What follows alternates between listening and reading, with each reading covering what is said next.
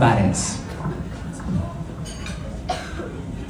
Hello, one question for the cast lang. Ano yung hinahanap nyo sa isang horror movie na nakita nyo dito sa Rosario? I think Lance wants to begin. Sorry sir, can you repeat the question please? Ano yung hinahanap nyo sa isang horror movie na nakita nyo dito sa Rosario?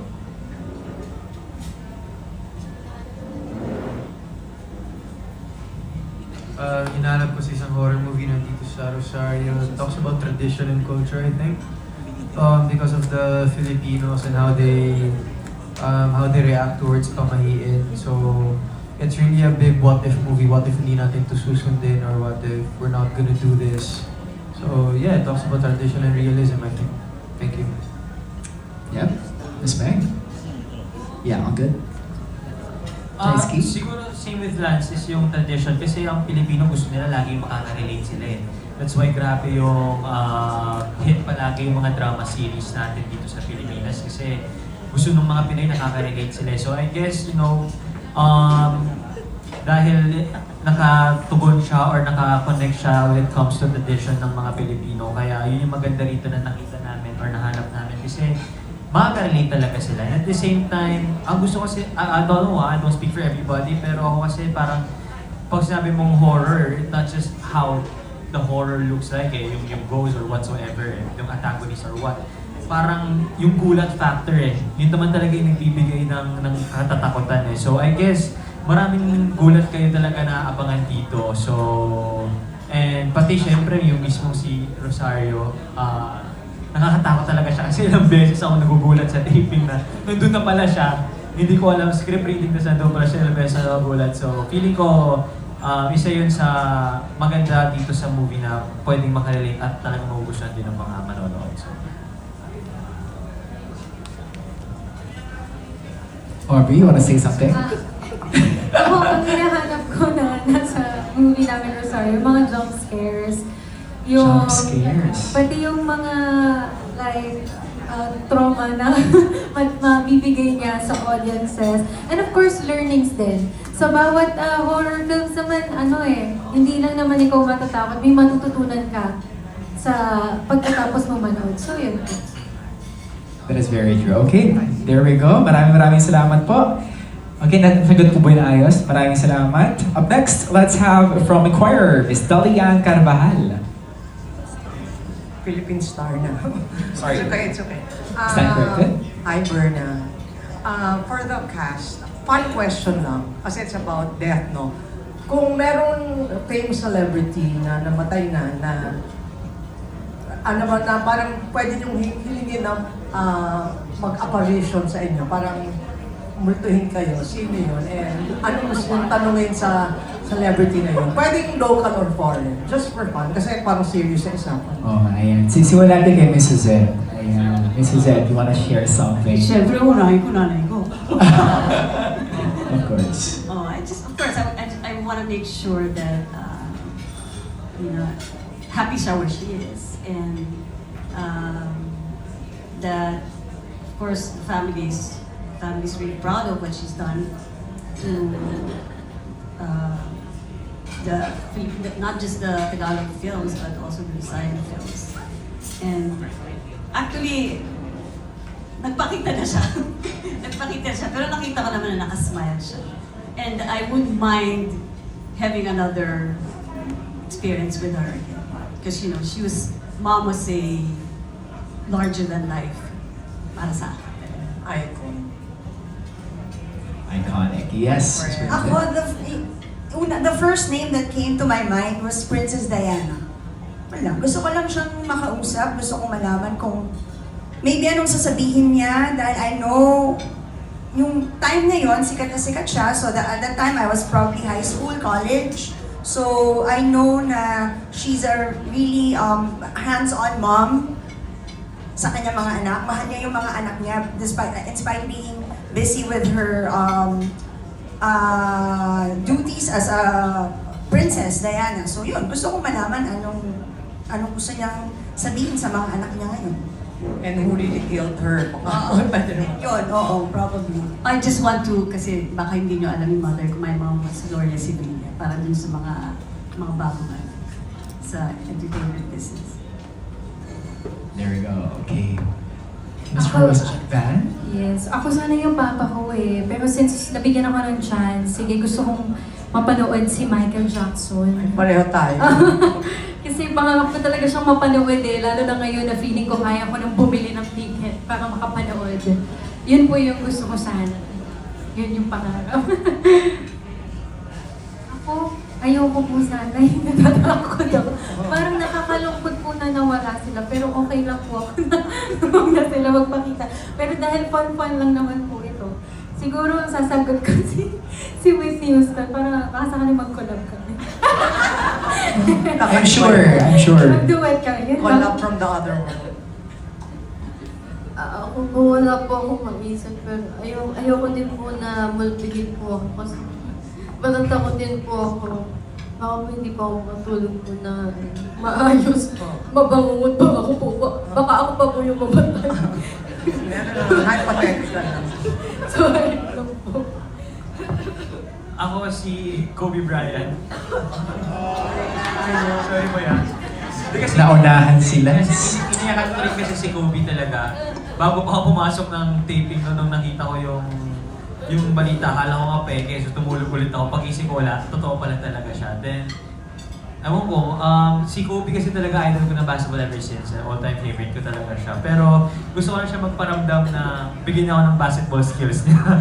Pero okay na, hanggang doon lang. And you know, sino ba? Wala, yun lang eh, Kobe Bryant talaga eh. Sorry, Yes, Ms. Meg? Parehas kami ni yun yung nag-pop sa head ko si Michael Jackson. So parehas tayo manood ng concert niya, kaya na natin. Kobe Bryant, pero sinabi na ni Jairus lahat, wala na. Pero yeah, I fell in love with the game of basketball because of him. He was the first ever basketball player na napanood ko sa TV, which made me fall in love with the sport. So, parang, grabe nung when I read the news na namatay po siya, parang akala mo family member kung umiyak eh, no? So, yeah, it was really, sobrang na-down ako for a week kasi I always looked up to him talaga sa basketball. Yan po. There we go. Maraming salamat. Thank you din po, Ms. Dolly.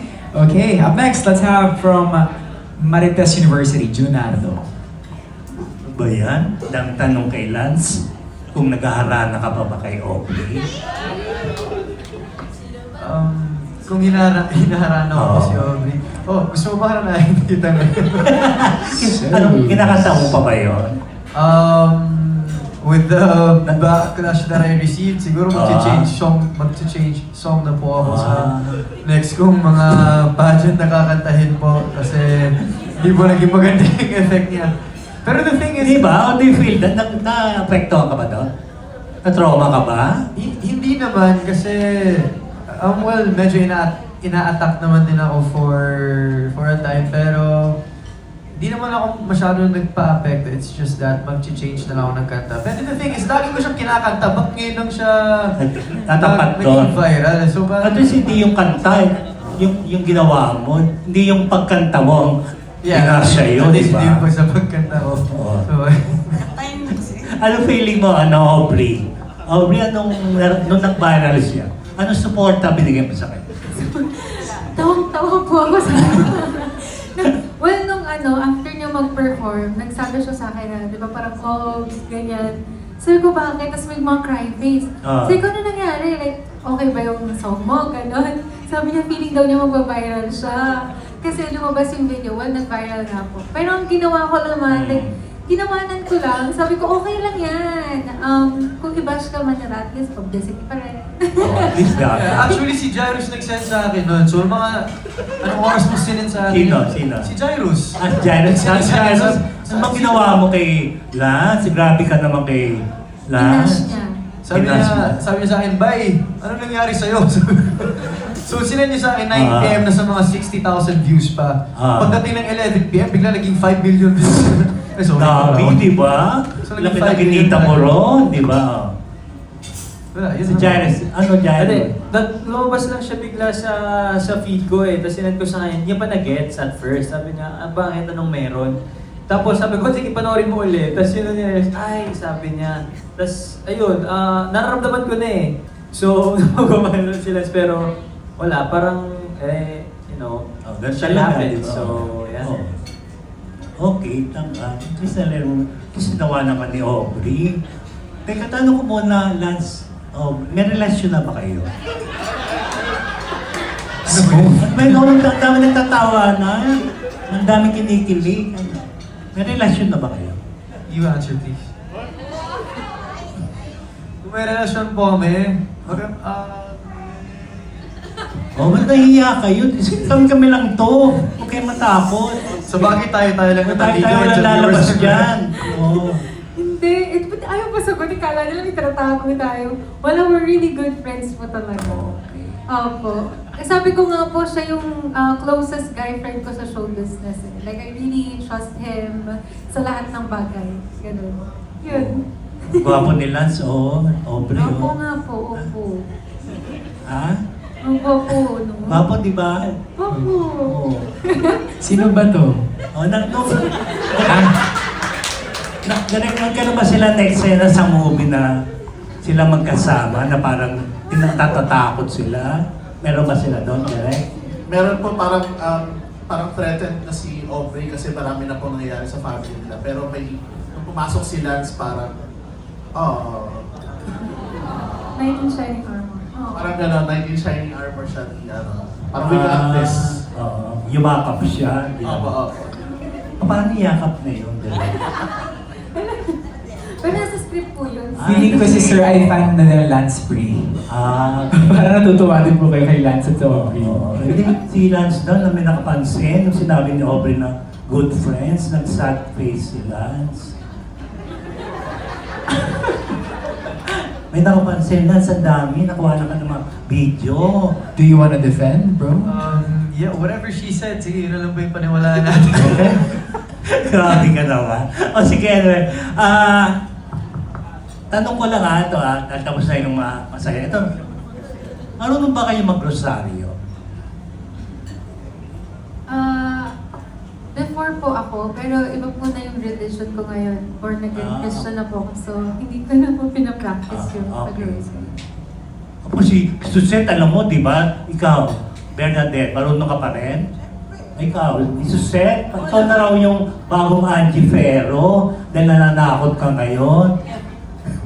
Hindi naman. Pero oo, nagro-rosaryo ako everyday. Oh, good. Di ba? Si Bernadette, si Madam. Madam, grabe. Of Ha? course, nagre-rosaryo ako. Minsan nga pa nagdadrive ako, yun ang pinapahinggan ko eh. Yung talagang kabataan. Alam, may aralin niyo yun. Ha? Tolansa para hindi na good friends ang sabihin ni Aubrey. Yeah, but in terms of praying the rosary, yes, because in Ateneo dati, every October, we would always celebrate Rosary month. month of the Holy Rosary, so we would always pray the rosary po. Oh, very good. Sige, good luck na lang. Ayoko na, baka maitriga pa kayo. Alright, maraming salamat